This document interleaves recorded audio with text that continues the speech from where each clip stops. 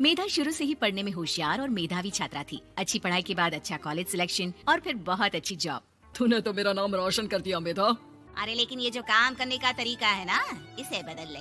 18 घंटे काम करेगी तो कल को बच्चा कैसे संभालेगी? तुम्हारी तरह पागल नहीं हूँ माँ जो बच्चे और परिवार में फंस जाऊँ। मैं तो जिंदगी खुल कर जीऊंगी। सब कहने की बात होती है बेटा, अपने बच्चे का सुख हर कोई चाहता है। वक्त बीतता है और मेधा की शादी हो जाती है। शादी के कुछ सालों में ही मेधा एक सुंदर से बेटी की माँ बन जाती है। अरे यार, मेरी मैटरनिटी लीव खत्म हो रही है, क्या करे? माँ भी नहीं आ सकती, कैसे मैनेज करूँ? ऐसा करते हैं, इसके लिए केयर टेकर रख लेते हैं, वो देखा करेगी इसे। मेधा को पति की बात जच जाती है और वो केयर टेकर की तलाश शुरू कर देती है। एक दिन उन लोगों के घर एक महिला आती है जो दिखने में पढ़ी लिखी लगती है। जी, क्या काम है आपको? मैम, मेरा नाम स्नेहा है। आपका एड देखा केयर टेकर का, क्या मैं आपके यहाँ काम कर सकती हूँ? हाँ, क्यों नहीं, लेकिन आप तो अच्छे करके लगती हैं, फिर नौकरी क्यों? दरअसल मेरे ससुराल वालों ने मुझे घर से निकाल दिया क्योंकि मैं माँ नहीं बन सकती और माता पिता भी नहीं है इस दुनिया में। तो अरे कोई बात नहीं, तुम लक्ष्य को ही अपना बच्चा समझो और यहीं रहना, और किसी भी चीज की जरूरत हो ना तो बता देना। नेहा खुशी खुशी लक्ष्य को संभालने लगती है। रात को जब मेधा घर पर आती है, अरे क्या बात है स्नेहा, तुमने खाना नहीं खाया क्या? अरे दीदी, आपका बेटा टाइम दे तब ना। अरे तो जब वो सोता है तब खा लिया करो। तब तो मैं इसके पास ही बैठी रहती हूँ। कोई मच्छर या कीड़ा काट ले लक्ष्य को तो अब आप पकड़ो, मैं खाना खा लेती हूँ। स्नेहा वहाँ से चली जाती है। बहुत ही अच्छे से ख्याल रख रही है ये लक्ष्य का। मेधा, इतना तो शायद तुम भी ध्यान नहीं देती। मेधा को पति की बात बुरी तो लगती है लेकिन कुछ नहीं कहती। धीरे धीरे स्नेहा मेधा और उसके पति के साथ बाहर भी जाने लगी।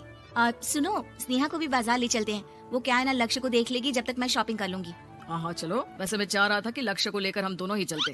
क्या यार, तुम तो फ्री में इमोशनल हो जाते हो, कितना देख लेंगे हम दोनों मिलकर, ले चलो उसे। कार से निकलकर मेधा और लक्ष्य रोड क्रॉस कर रहे थे कि सामने से कार आ जाती है। मेधा का ध्यान नहीं होता लेकिन स्नेहा तुरंत लक्ष्य को मेधा से छीन लेती है। मेधा गिर जाती है और कार मेधा को छूकर निकलती है, जिससे मेधा को खून आ जाता है। पति मेधा को हाथ देकर उठाता है। स्नेहा लक्ष्य को लेकर गले लगाई रहती है। थैंक्स स्नेहा, मैंने तो ध्यान ही नहीं दिया था कि कार आ रही है।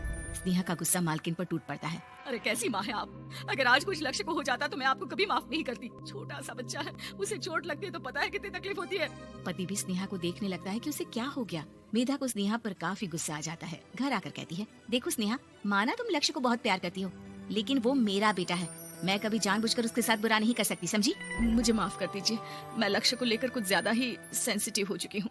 मैं ध्यान रखूंगी कि आगे से ऐसा ना हो। मेधा का मन स्नेहा से अब हटने लगा था।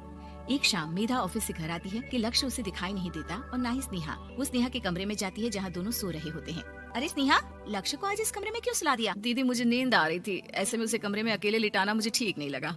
मेधा बच्चा उठाने लगती है कि स्नेहा टोक देती है। रहने दीजिए ना दीदी, सो रहा है, फालतू में नींद खराब हो जाएगी।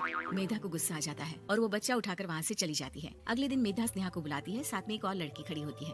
स्नेहा, अब तुम अपना कुछ और देख लो, हम लोगों को नई केयर टेकर मिल गई है, तुम इस हफ्ते घर छोड़ देना। स्नेहा का मन लक्ष्य को छोड़ने का नहीं करता लेकिन नौकरी तो नौकरी होती है ना। स्नेहा घर से चली जाती है। धीरे धीरे महीने और साल बीतते जाते हैं और लक्ष्य एक नौजवान लड़का हो जाता है। लक्ष्य, आज मुझे मंदिर जाना है, ले चलोगे? ठीक है, मैं एक काम करके अभी वापस आता हूँ, तब तक आप और पापा दोनों तैयार हो जाइए। दोनों तैयार होकर बैठ जाते हैं लेकिन लक्ष्य काफी देर तक नहीं आता। अरे मेधा, फोन तो करो लक्ष्य को, देखो क्या हो गया उसे। मेधा फोन करती है तो पता चलता है कि लक्ष्य का एक्सीडेंट हो गया है और वो सिटी अस्पताल में है। जल्दी चलिए, पता नहीं कैसा होगा मेरा बेटा। अरे चिंता ना करो, सब ठीक होगा, मैं अभी कार निकालता हूँ। दोनों मियाँ बीवी अस्पताल पहुँचते हैं जहाँ वो लोग देखते हैं कि लक्ष्य बिस्तर पर पड़ा होता है। एक महिला इन्हें यहाँ लेकर आई है, वो वहाँ बैठी है, लेकिन फिलहाल तो आप लोगों को इनके लिए किडनी का प्रबंध करना होगा। एक्सीडेंट में इसकी किडनी डैमेज हो गई है। मेरी ले लीजिए डॉक्टर साहब, मेरे बेटे को बचा लीजिए। नहीं, आप माँ हैं, आपकी नहीं ले सकते, पिता की भी नहीं। आप किसी रिलेटिव या दोस्त से पता कर लें, और हाँ थोड़ा जल्दी करें क्योंकि देर होने से मामला बिगड़ सकता है। मेधा बैठकर रोने लगती है कि वहाँ डॉक्टर आ जाते हैं। जिस औरत ने आपके बेटे को यहाँ भर्ती कराया था वो अपनी किडनी आपके बेटे को देना चाहती है। हाँ? कौन है वो, कहाँ है वो? तभी वहाँ स्नेहा आ जाती है। स्नेहा तुम? मैं लक्ष्य को पहचान नहीं पाई थी लेकिन आप लोगों को देखकर समझ गई कि ये लक्ष्य है, इसलिए वापस आ गई। मैं अपनी किडनी आपके बेटे को देना चाहती हूँ। मेरी अपनी तो कोई औलाद नहीं लेकिन लक्ष्य में मैंने हमेशा अपना बच्चा देखा। तुम धन्य हो स्नेहा जो इतने साल में भी लक्ष्य को भूल नहीं पाई। सही मामले में तो वो तुम्हारा ही बच्चा होगा क्योंकि जन्म भले ही मैंने दिया हो लेकिन आज तुम उसकी जिंदगी बचा रही हो।